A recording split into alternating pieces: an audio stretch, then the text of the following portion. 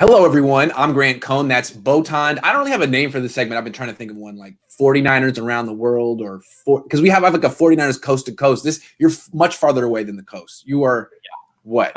Like you're on the moon, basically. Anyway, so it's Trey Lance week. Anyway, last week was Justin Fields week. This week is Trey Lance week. The Niners are at his pro day today. But before we get into Trey Lance, I want to talk to Botond about Mac Jones because it seems like this is the Niners front office's like last attempt to get Kyle Shanahan to change his mind. That's just my interpretation here.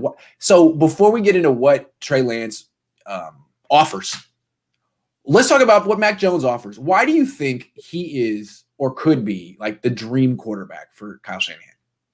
Well, first of all, as always, I know you guys like that. Glad to be here. After that, back to the question. Well, Mac Jones is, I think, the safest pick from the QBs who are going to be available for the 49ers on the third pick. I said that before. Oh, hi. I said that before. I still think that he is the safest one from those guys out there. And although he doesn't have that huge upside, he may not be a great athlete, but he's decent. He has the things that Kyle needs to this offense to run almost flawlessly. And I do think that right now Kyle Shanahan is looking for a quick release passer who just makes what he has been asked for. And that's exactly Mac Jones. That's the thing that they are doing at Alabama. And I do think that Mac Jones is still a better pick than Tua was back then. Yeah, I feel like, tell me if you know what I'm saying here, but I feel like he is a coach's quarterback. He's the kind of quarterback a coach loves more than a scout or more than a general manager, because the coach isn't necessarily looking at the upside or the potential. That's what the scouts are looking for. The coach is looking at what can the guy do now? What can he not do? What's going to get me fired here? And from a coach's perspective, I think you look at Mac Jones, his tape from last year, he was the best quarterback in the country. He played the position better than everyone, even better than Trevor Lawrence. Just in terms of the timing, the accuracy, the decision-making, he was the most mature and advanced in 2020 among all the college quarterbacks. A coach would love that. Now, a GM would say, okay, well, what's the upside here in the NFL? Is he going to be this good in the NFL? Is he going to improve? Has he topped out right here? But a coach, I don't think, looks at it that way. A coach says, well, look, I don't care what the upside is. I'm looking at the downside, and I see very little here because I'm looking at the tape, and I'm seeing him execute what's essentially my offense better than the quarterback I have right now, who's 29 and has $90 million. So I think he's just like a coach's dream in that sense. Does that make sense?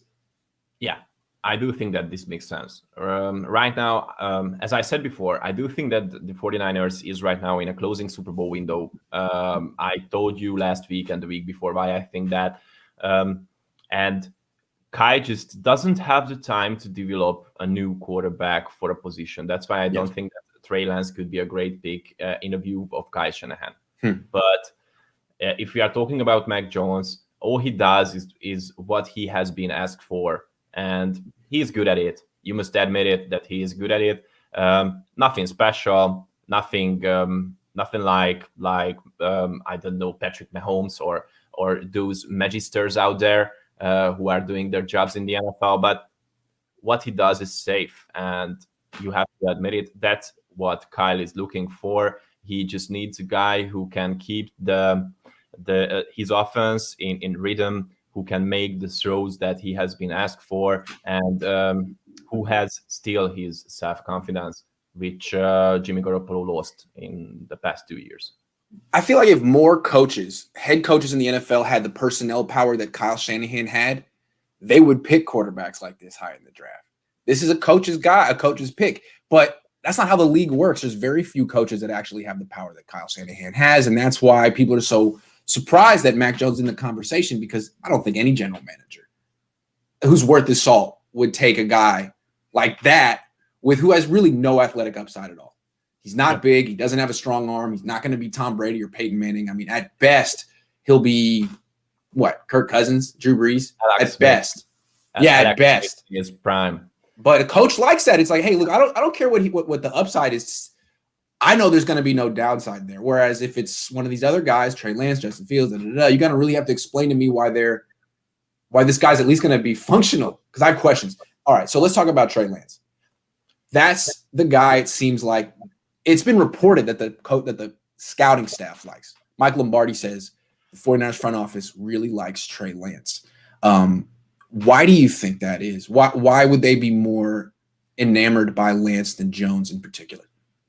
I do think that Trey Lance has the most potential out of those guys who will be available for the 49ers. But of course, that guy looks like the most boom or bust pick for me as well, because he played in the second division of college football. I don't really think that he proved himself that he can do everything a professional passer can do in the NFL or should do in the NFL. I like the guy. I do think that he is really, really great.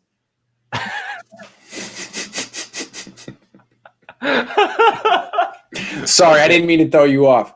Sorry about that. It was just a good comment. Keep going about Lance. He can do really great deep throws.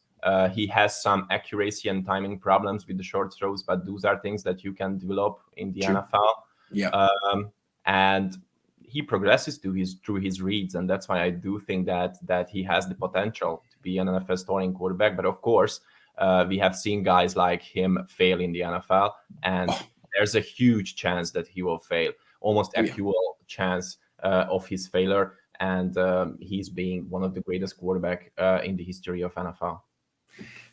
Now, it's funny. The first thing you said was the potential. I think that's it right there. Yeah, we talked about a coach. Coach isn't thinking about potential, because a potential basically is like, oh, so I'm supposed to get that out of him. That's my responsibility.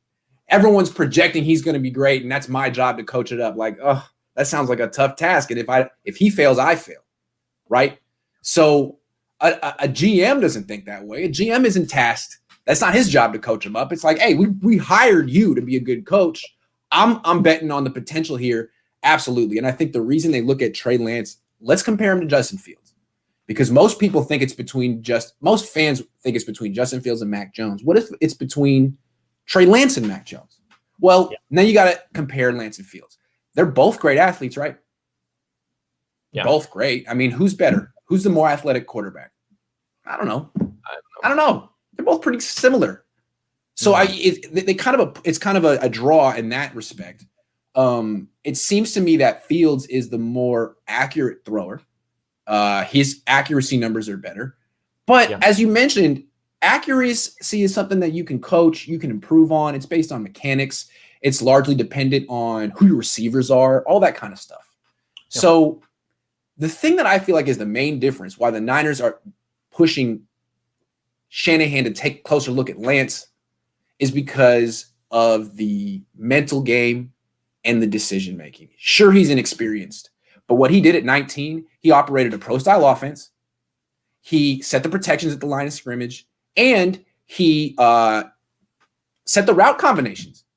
They would say, hey, you pick out what you want these receivers to do on the backside, and you pick out the protection. And he was so good at it that he never committed a turnover. And he won the national championship at North Dakota State. So it seems like he has this ability to think for himself on a football field that very few quarterbacks coming out of college have. Most quarterbacks stand at the line of scrimmage. They let the defense declare what they're going to do, and then they look at the sideline and say, okay, coach, what are we doing here? And the coach says, okay, it looks like it's going to be cover 3 zone. All right, we're going to call this route combination should beat it. All right, fine. And if the coach is right, the quarterback looks great. But if the coach is wrong and things don't go according to schedule, all of a sudden you see Justin Fields running around, throwing the ball up, getting intercepted. You don't see clips like that from Trey Lance. And that's why I think that they're enamored with him, because from all reports, he's off the charts with the football IQ.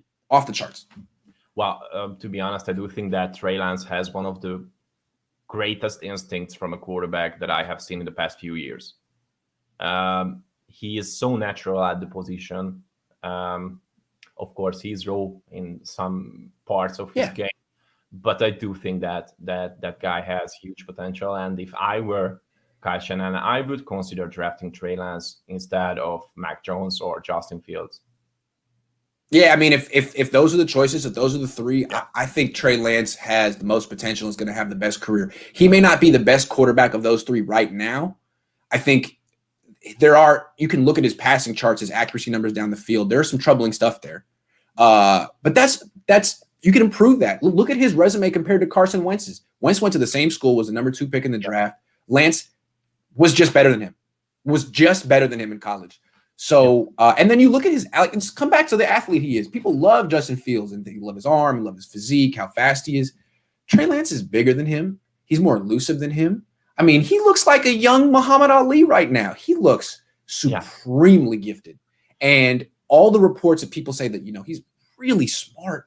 He had so much on his plate at North Dakota State. He really was running that entire offense, and look at the success he had. I mean, it's not like he was, calling like the wrong route combinations and throwing picks left and right. He was on it. He's intriguing. I think that's why the Niners can say, look, Kyle, I know you trust Mac Jones and you like his decision-making. What about this guy? You can't take fault with Trey Lance's decision-making. You can say he's inexperienced, but do you want 600 throws of Justin Fields at Ohio State? What experience is more valuable? 600 throws at Ohio State or 300 throws at North Dakota State running your own offense, a pro-style offense? What do you think of that? Well, I do think that it's harder, because I do think that Kyle Shanahan is so hard-headed in these things. I don't think that anyone can sway him. Yeah. So that's why I don't think that there's really a choice or anything that the front office can do against Kyle Shanahan's decision. I'm sorry. Yeah. So, but for a short-term deal, for a short-term option, I do think that Justin Fields or Mac Jones are way better choices than Trey Lance. Right. If you want a quarterback playing next year, that's probably true. Probably true. I mean, Trey Lance has played. He had 1 year in high school, 1 year in college. He needs some time. But, we can talk about that in a little bit. Is there anything else you wanted to say about Trey Lance? I had something else I wanted to mention, but it's escaping me at the moment. The last thing with Kyle Shanahan. He's seen a lot of Mac Jones. Mac Jones was on television a lot. He could always say, you know what? There was just so little tape of Trey Lance. It was hard for me to have a strong opinion, get a read on him. It wasn't until I sent John Beck to work out with him for a few weeks and I saw him in person at the pro day that I really understood the complete package that he presented. And that's why I didn't make my decision up until the very end, because I just didn't have enough raw data on Trey Lance to make an informed decision. And I got it so late in the process. And it's been a hard year to scout because of the pandemic. And if that hadn't hit, he would have played last year and we would have known. It's possible Kyle could say that. Anyway. Wow, that's so true. I have always problems with quarterbacks who doesn't have that kind of experience, which is needed when I try to evaluate their price. That's why I can say that truly that whichever team takes Trey Lance in the top 10 pick, it will be a reach. Yeah, and you gotta be committed to developing him, because he's not ready. Well, he could play right away. I don't know. Maybe he's so athletically gifted and brilliant that he can actually play right away and defy the odds. I mean, who knows? But wow, really, it would take a lot of guts to move up for the guy who played 1 season at North Dakota. It would take a lot of guts. But here's the thing: I wouldn't rule out the Jets from taking him. I've been thinking it for weeks. The guy who's making the pick in New York drafted Wentz. Trey Lance is a better player than Wentz. He's better. Yeah, he's better. He's way better. I do think he's better. Just to answer Max Stahl, he said that we should draft me instead of Jones, Lance, or Fields. Well, if Niners interested in Botond to play in San Francisco, you should talk with my fiance. Agent. Same thing. Grant and East Bay Chris, because those guys are the quality control for the 49ers right now, and they have to agree with the choice. All right, let's switch gears for a little bit. We'll come back to quarterbacks later, but let's talk about the second round pick.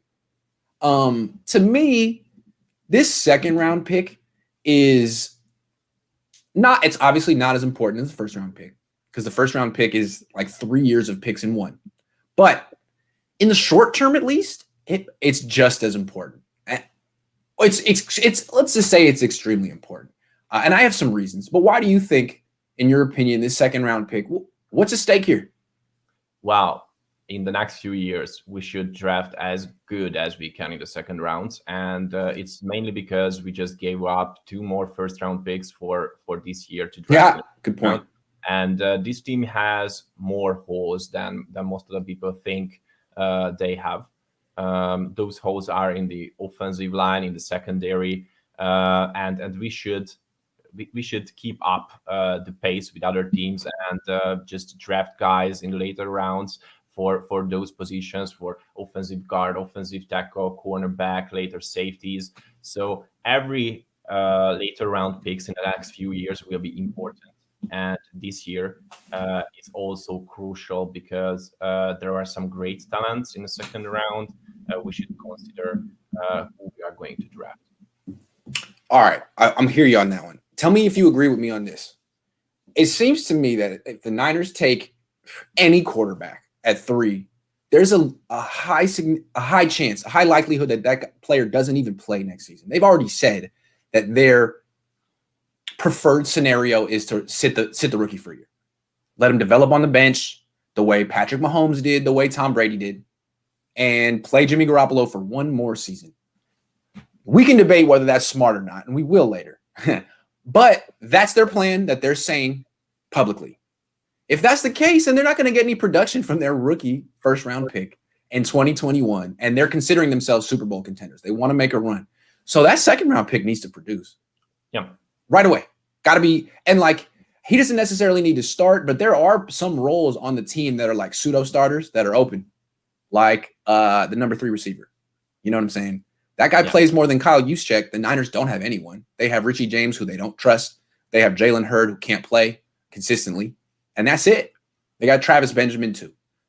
So it seems like, I don't know, they could take a wide receiver who could be the number 3 guy. They could take a corner who could start ahead of Emmanuel Mosley. Whoever they take there needs to play a lot. Yeah. Well, this year NFL draft, I think that I would pick in the second round an offensive guard if we are going to stuck with Jimmy at the starting quarterback position, just because there was a lot of pressure coming from the inside of the offensive line last season, and partly it caused Jimmy to lose his confidence in his offensive line. That's why I think that it's crucial to draft somebody into the inside of our offensive line. Okay, there's Alex Mack. There's Tomlinson, who wasn't so great, and there's Brunskill, who is not an offensive guard at all. So that's why I do think that we need a guy there who is elite at the run game, at run blocking. So you would like the Niners to go offensive line in round 2? Yeah, I think that's the way they should go. It's, in my opinion, their biggest weakness, but it's also their biggest, like, what they're most in denial about. They love their offensive line, or that's the story they're sticking with. Yeah. And they seem like they think they have 5 starters locked in. They got McGlinchey, who's overly criticized, Alex Mack, who's still great, Trent Williams, who's the best, Laken Tomlinson, who's the best, Daniel Brunskill, who's up and coming. I just feel like the Niners are going to pass on that position, even though they shouldn't, and they're going to target wide receiver. Because if there's one thing I've noticed about Kyle since 2019 is he doesn't want to change the team at all. Anytime he loses a player, he thinks he can replace that guy 1-for-1 in the draft, whether it was Buckner or Kinlaw, Sanders and Ayuk. Every time he loses a piece from that 2019 team, he replaces it with someone he thinks can do the job exactly the same or better, but in the same way. And to me, they've lost that possession. They lost Kendrick Bourne, and there's no one else on the team who's quite like him. He's bigger than Brandon Ayuk. He's the big 6'1" possession receiver, third down guy, slot guy, red zone guy. Yeah. Most of his catches are first downs or touchdowns. That's what they're trying to replace. And they don't necessarily have it on the team. Jalen Hurd would be close, but you can't count on him to ever play. So I think in round 2, they're going to take a receiver who fits the Kendrick Bourne mold and that can play right away and be the number 3 guy. And what I've been looking mostly at small slots, but it seems like, no, that's not what Bourne was. Bourne was a big guy. He was a possession receiver who could line up inside. So that to me is this kid named Terrace Marshall from LSU. He's 6'3". He's got great hand-eye coordination. He's bigger than Kendrick Bourne. He's better than Kendrick Bourne. If the Niners can get if Terrace Marshall's available anywhere near the Niners at 43, I wouldn't be surprised if they did what needed to be done to get him, like they did last year with Ayuk. Have you watched this kid at all? Well, yeah, I do like the guy. I do think that he will be a great addition. He can just fill the space that Bourne left behind. Yes, but I will still stuck with a bit smaller guys in the slot position. Yeah. So I watched some tapes, and I'm pretty sure that Kadarius Toney, if he is available from Florida, he would be a great addition for these 49ers. He's great. He is very good. He's a lot like Debo and Ayuk. He's terrific. Yeah. Yeah. He's terrific, and we need a weapon like him because, okay, I liked Kendrick Bourne. He is a great guy, but, man, he missed some throws so badly that I was like, okay, I will rip my head off. So, well, I do think that we need a smaller guy, a real energy bomb into slot position next season, and I do think that Toney will be that. Check this out. Look, if they can get Kadarius Toney, I would love that. He's one of my favorite players in the draft, and he fits what they want to do. He can play all the positions. But here's what the Niners could do also. It's something they do a lot. They took 2 receivers last year. They also have Jawan Jennings, who's a big slot guy. He didn't do anything. They could take 2 receivers again this year. They could go big guy in round 2. Yeah. Little guy in round 5. Round 6. Yeah. They've done it before. Great. Sounds great. There are other guys like Rashad Bateman from Minnesota. He's also a great guy. Really cool one. But he's not that slow after all. So I do think that he could be a great addition as well. Yes, Bateman, another guy who could replace what Kendrick Bourne does. Terrace Marshall as well. All right, let's get back to the quarterback. Now, we've both said that we think the Niners are planning to sit this guy for a year, whether it's Mac Jones, Zach Wilson, Justin Fields, Trey Lance. Do you think that is the correct approach? Is that smart? Is there value from sitting a quarterback on the bench for a year? No, not really. At least not as high value as we gave up for that third pick this draft. But we all know that Kai's system is really complicated. We don't know that are there going to be any OTAs and games before the season starts, and that's why I do think that our new quarterback needs some time to learn into Kai's system, the rhythm, all the plays, all the combinations. It seems like these are easy things for a quarterback, but trust me, I played quarterback, of course, not as a high level as these guys are playing in the NFL. Don't be modest. Don't be modest. But it's really complicated. It's really complicated, and I do think that all these guys who are going to be available for our third pick on the draft aren't necessarily NFL ready to start from week 1. There's something else which you should consider.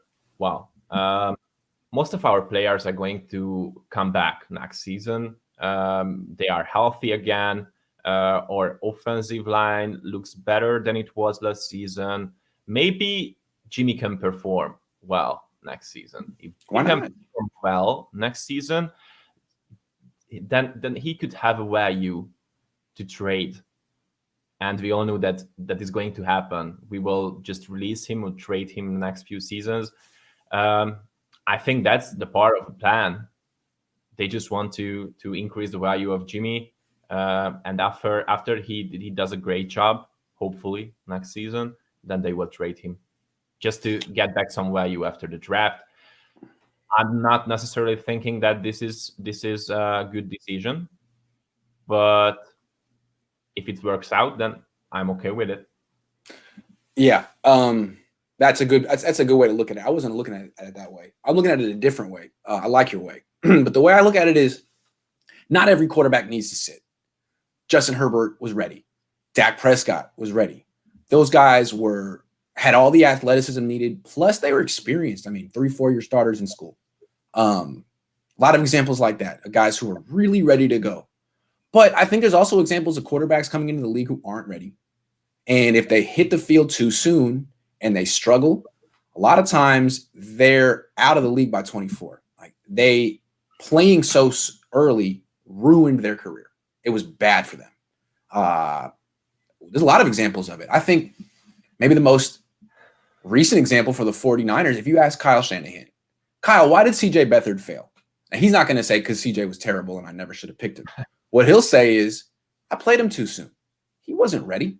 He didn't have that many reps in college. He played on a bad team as a rookie. He got pulverized. I feel responsible. I bet you that's what he would say. And so from his perspective, he said, well, I'm not going to make that mistake again. I'm going to draft a guy. I'm going to sit him a year. And, some people could say that that's overrated, but seemed to work out okay for Tom Brady. Seemed to work out okay for Patrick Mahomes.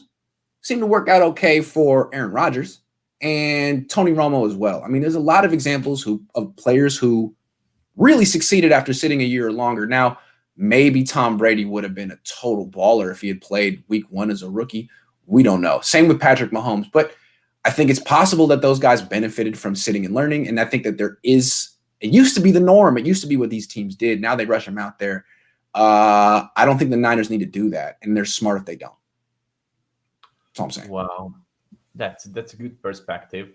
But if you are talking about these prospects, I do think that the right decision depends on who we will draft this offseason. If we are going to draft Mac Jones, I think that he can be a starter from week 1. If we are going to draft Trey Lance, I do think that he needs to sit some weeks before he starts in the NFL. And I don't know what to say about Justin Fields, but I still don't think that he's an instant starter in the NFL. Yeah. We got a couple of questions real quick. Q-Max says use a third pick to draft Kyle Pitts, because if the quarterback is going to sit, why waste the third pick and just draft the quarterback in another round? It makes a ton of sense to me.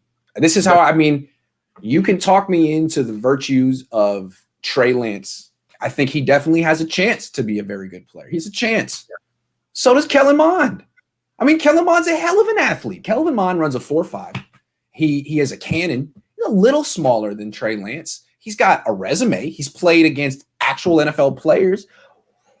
I'm with you on this. Instead of hoping and praying that you're going to get it right at 3 with the quarterback, just take the guy who's top-rated, best prospect, know that you got that right, and then take the same risk later on in the draft at quarterback.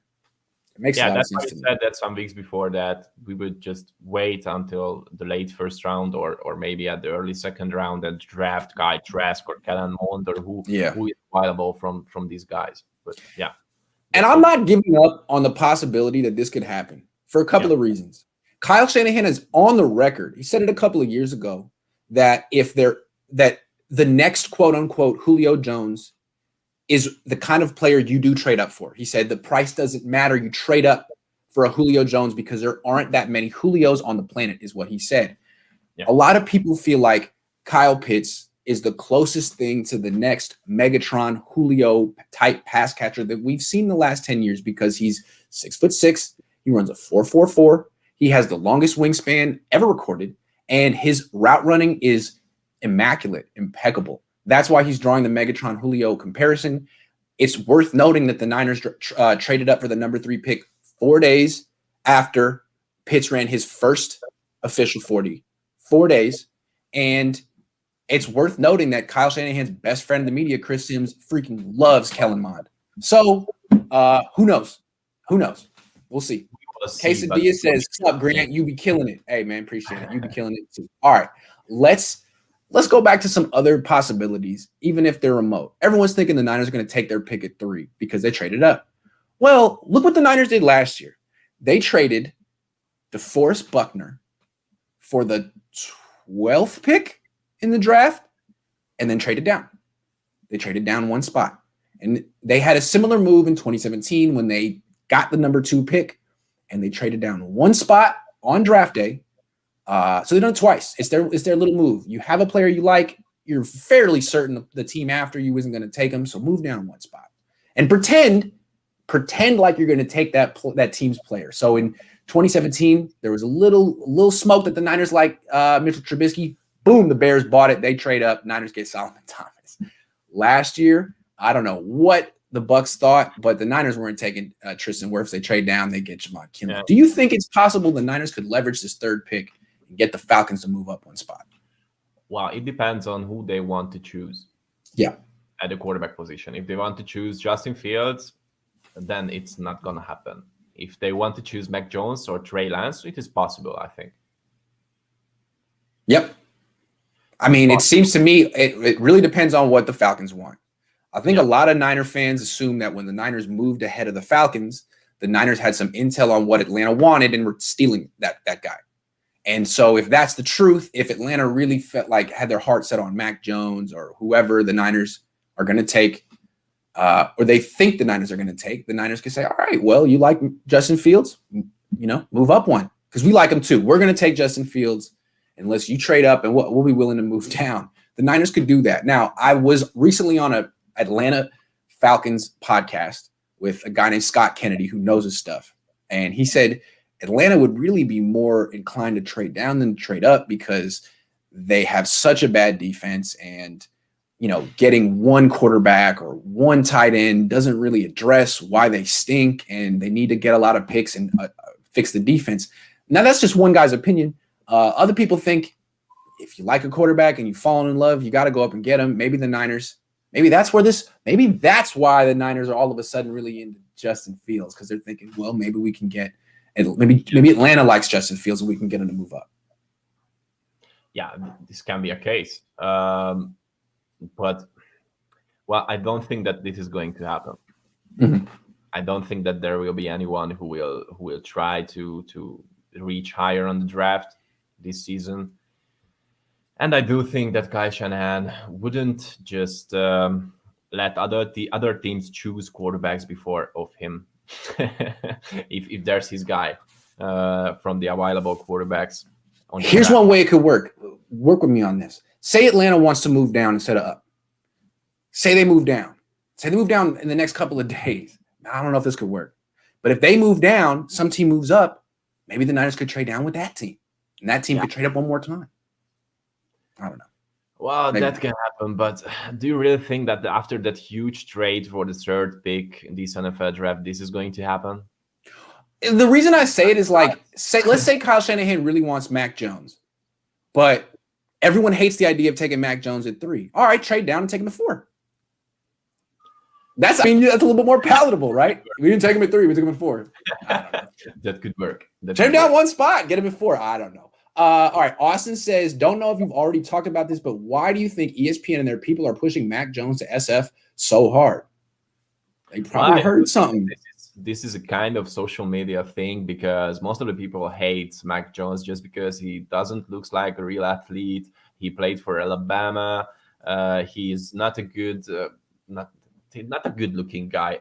Yes, but I have to say that. And most of the people are in love with Justin Fields or Trey Lance or other guys like that. And I do think that the ESPN can have the greatest, the most reactions from those posts saying that the 49ers are in love with Mac Jones. That's all. It's just a kind of a smoke screen that they are doing right now. Interesting. Look, if a guy like Adam Schefter is saying it, he heard something. Now, the information seems a little old. Things could change. The Niners could always say, we didn't know about Trey Lance. There's 300 throws on film. The film wasn't enough. We had to get our guy, John Beck, to work with him. We had to see him at his pro day. And then at the very end of the process, we felt comfortable. We changed our minds. They could actually say that. That's the only thing. And look, if they take Mac Jones at 3, I can't wait. I hope they do because Niner fans would be so disappointed. Can't wait. I live for days like that. All right. Final topic of the show.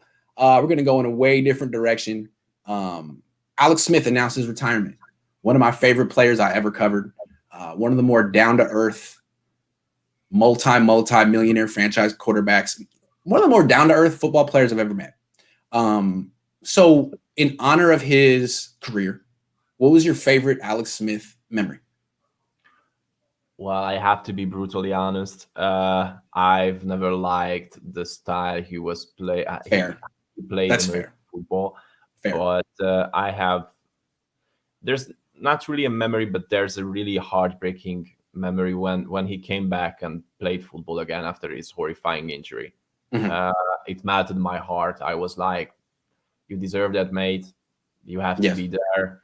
Um, what I heard about him, he was a great guy. He was a great mentor for all those quarterbacks. He helped reaching their goals. Colin Kaepernick and Patrick Mahomes were so high on him, and there's a reason why they said that. He was one of the greatest bridge quarterbacks I think we have seen in the past, and yeah, he was a great guy, and I'm really happy that he could came back to the field and play once or sometimes more.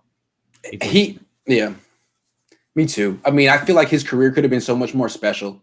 He yeah. got drafted onto a terrible team, one of the worst teams. He had like 8 different offensive coordinators his first 8 years or something like that. He had no chance. He got injured early on playing for a bad team, injured his shoulder, compromised his arm strength. He could have had a really special career. Maybe if he had gone to Green Bay and sat behind Brett Favre for 3 years, who knows what could have happened for him. But he overcame all of that. And by the time he was 27, he was a winning good quarterback. And he was a winning good quarterback for a decade in the NFL. It's amazing. And my favorite memories of him, I have 2. One, in 2011, my first season covering the team, he was just winning. And it was a lot like what was happening with Jimmy Garoppolo.